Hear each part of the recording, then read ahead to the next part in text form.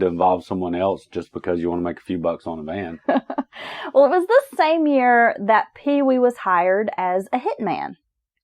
A woman paid him $1,000 to kill her ex-boyfriend. Now, okay, this story, I guess it gets a little complicated, so bear with me. Gaskins kidnapped and murdered the ex-boyfriend while two male friends who had kind of helped arrange the hit watched. So more witnesses. Two of her male friends? Yes. Oh, God. So I guess her two guy friends have heard Gaskins because people would say that he would make these offhanded remarks about murdering people or that he's killed people. And they knew he'd been to prison and that he was like a little crazy. He drove this hearse around. Well, you can imagine he probably doesn't act normal, if you will. But people also just thought that he was like a weirdo. Yeah, I'll put a chain through you and lower you in the swamp. Yeah, okay, he's just fucking around. Oh, he's quite the jokester. Yeah. Because that's just barbershop talk, I guess. I don't know. The woman's name was Suzanne Kipper.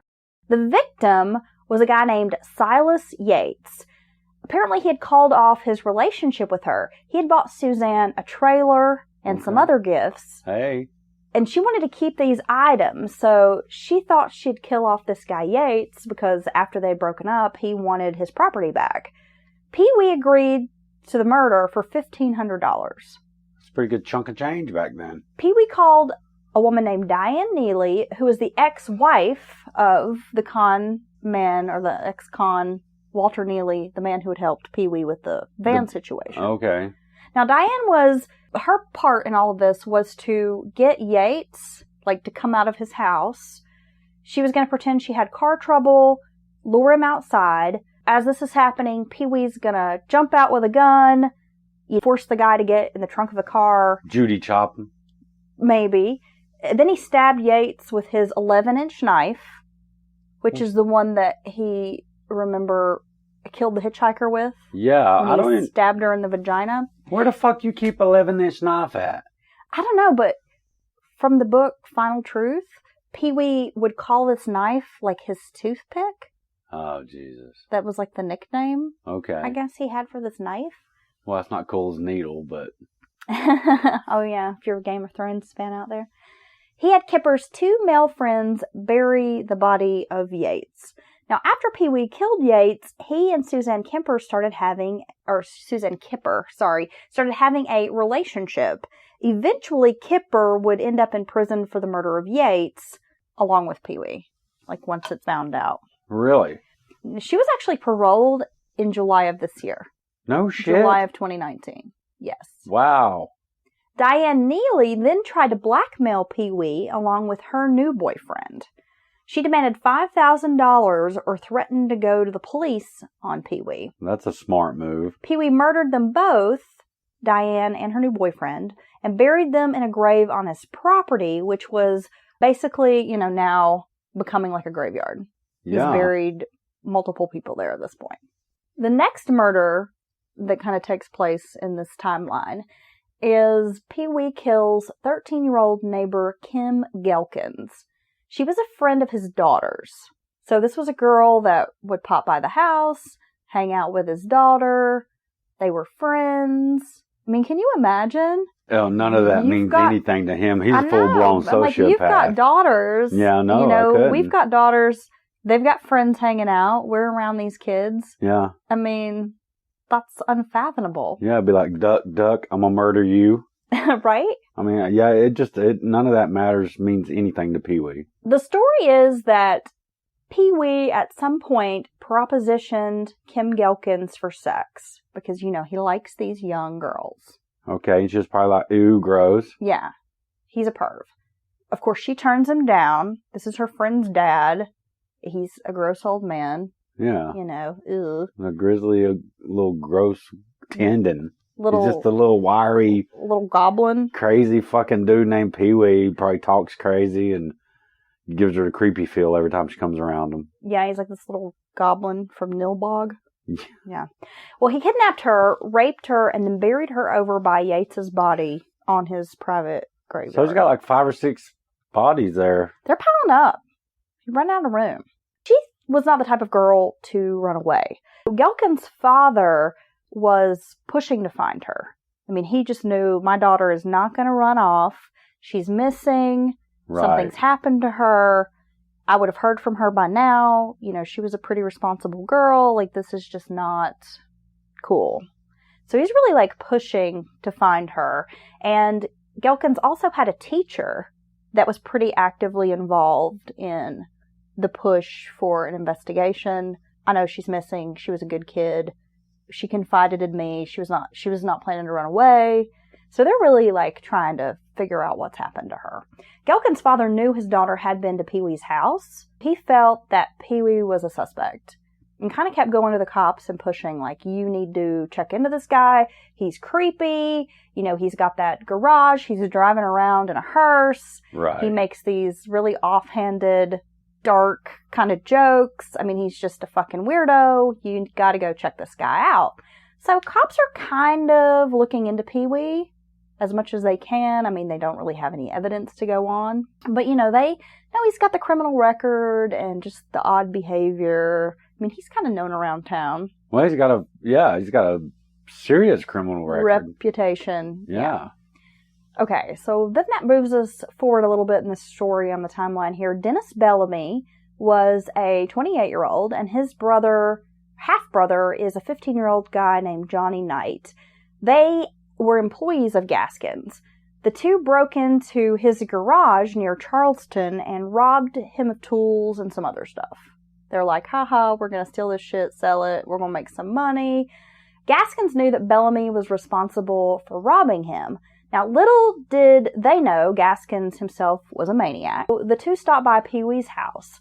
Pee Wee then takes Dennis and his friend Walter Neely out for a ride because he's telling Dennis that he has a new location for a garage that he thinks, oh, this would be a prime place to open a business. You should come out here, check it out with me. I want you to see it. Yeah.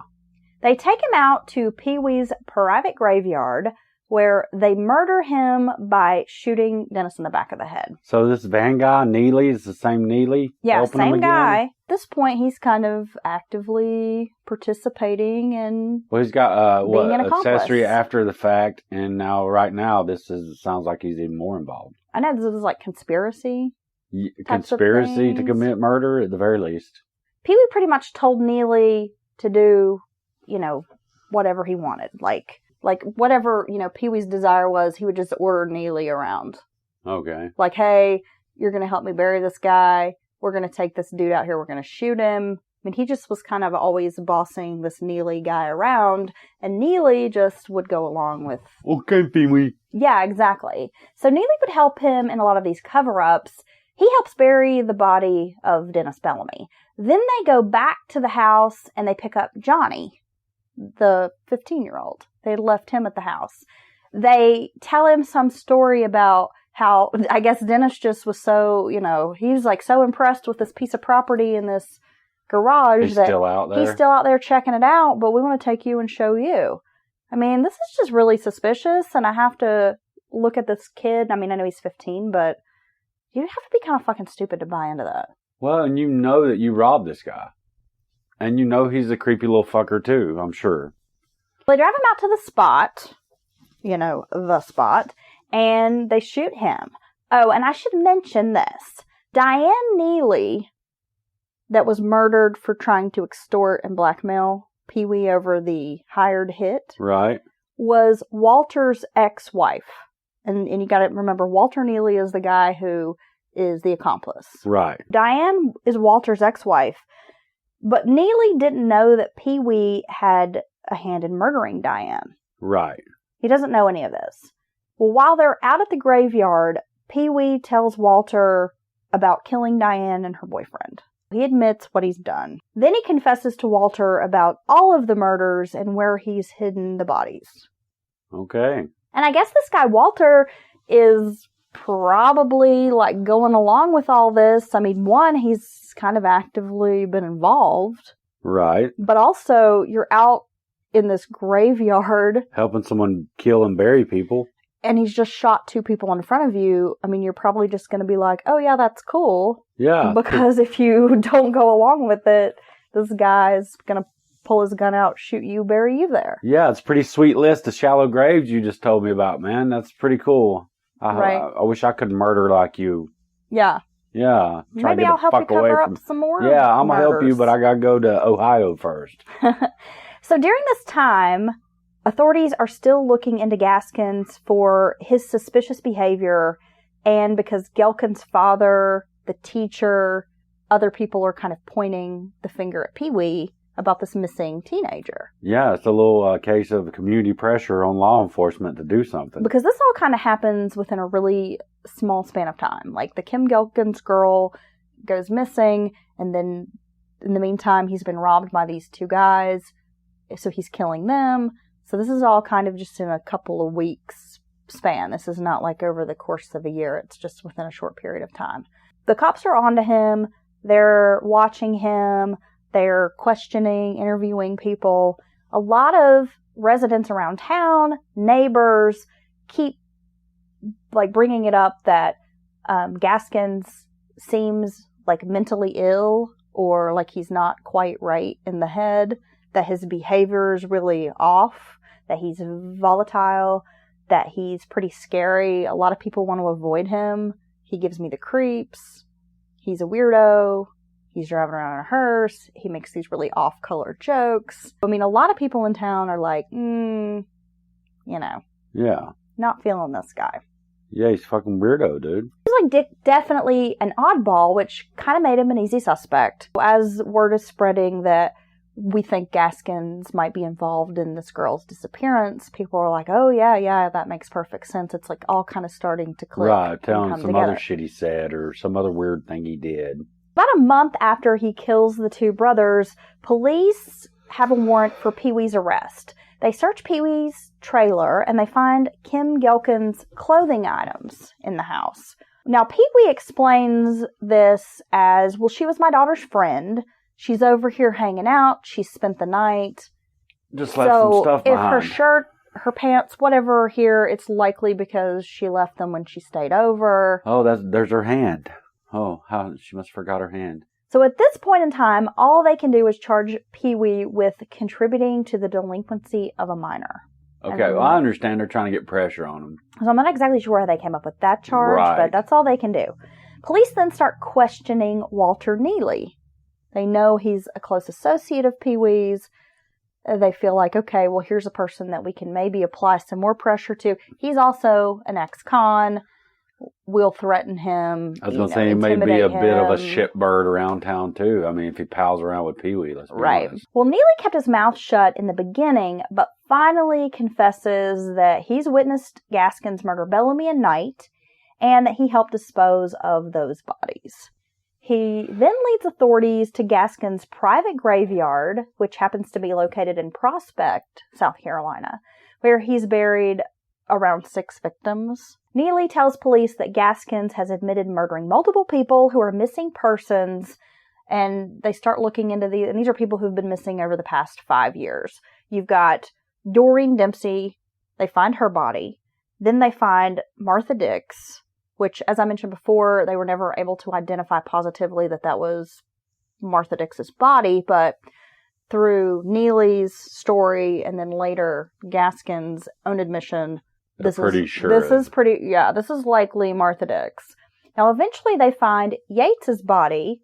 That was the guy they were hired to kill, along with Kim Gelkins, the neighbor girl. These places where he disposed of the bodies were very close to his trailer home, all within a few miles away, and primarily on the property that he owned. Okay. That were very close to him. So he could control it and no one be out there. Pee Wee claims he disposed of evidence in the coastal kills, and those were the hitchhikers that he had killed, because he knew cops were closing in on him. So he says that he did actually have some items, I suppose, that he kept. Exactly. But when he knew that they were onto him, he went to Florence, South Carolina, and was last seen getting into this taxi cab trying to get to a bus station. He's deciding I'm getting rid of this evidence and I'm gonna go on the limb. Okay. They're not gonna find me. I'm out. While he's getting in this taxi, trying to get to a bus station, there is, I guess, an officer there who recognizes Gaskins from, I'm assuming, a mugshot or that kind of thing. and arrests him for the murders.